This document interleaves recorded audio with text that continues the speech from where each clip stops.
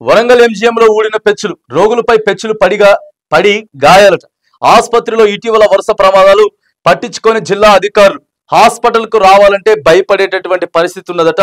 Warangal MGM ఆసుపత్రి, వరంగల్ మనం MGM MGM MGM అని చెప్పుకుంటాం, కానీ ఆడ మొత్తం పెచ్చులు కొడతా ఉన్నాయి అట. కొత్తగా కట్టిన తర్వాత సంగతి సార్, ఫస్ట్ ఆ పెచ్చులు కూడా రాకుండా ఎట్లా చేయాలో రిపేర్లు చేయండి అని చెప్పేసి.